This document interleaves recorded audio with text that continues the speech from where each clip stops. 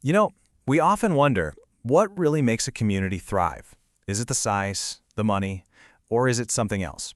Well, today, we're heading out to the high plains of Colorado to figure that out. We're going to look at how a town with just a few hundred people is creating a pretty remarkable blueprint for the future.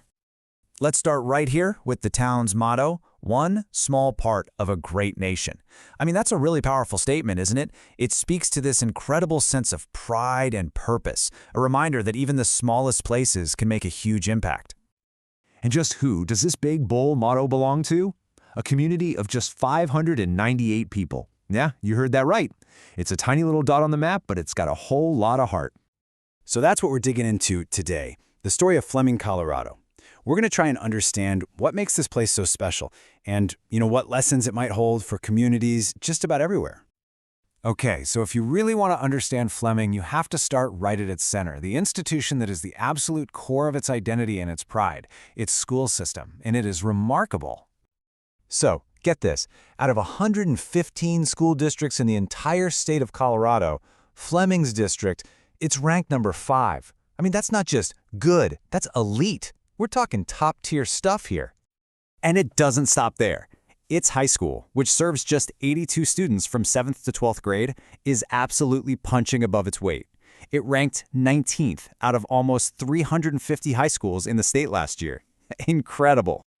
So what's the secret? Well, a huge part of it is this number, an exceptionally low student-to-teacher ratio. Just about 8 students for every single teacher. You can just imagine the kind of personalized attention that allows for. No student is getting lost in the crowd here. Now this is where it gets really interesting. Look at this comparison. Fleming consistently does better than nearby bigger schools. Take a look at Kalashi Junior Senior High. They spend over $10,000 more per student, but Fleming's statewide rank is way higher. This tells you something really important. Success here isn't just about money, it's about culture, it's about focus. And that success is really driven by a super clear set of values. Yeah, academics are number one, of course, but it's all built on this foundation of community, sportsmanship, and leadership. They're not just trying to build good students, they're trying to build good people, well-rounded individuals. Which kind of brings up a big question, right? How in the world did this intense focus on education pop up in the middle of the prairie? Well, to find that answer, we've got to go back. We need to look at the town's history. So Fleming's story, like so many of these towns, kicks off with the railroad pushing west and the really rugged people who decided to follow it. The town was officially incorporated in 1917, named after a railroad official, Henry Bascom Fleming. But really, its soul was forged way back in the 1880s by the settlers who came out here for the tough life of farming and ranching. From the very beginning, they had to build a self-sufficient community. They had no other choice. And this was the world they lived in, a semi-arid climate, not a lot of rain. It meant that to survive, you had to be resilient, you had to be innovative, and you absolutely had to work together. And you can still see those exact values reflected in their schools today, can't you? So let's fast forward. What's daily life actually like in Fleming today? Generations after those first pioneers set up camp.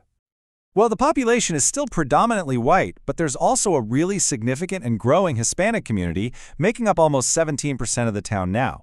It really mirrors the demographic shifts happening all across rural America.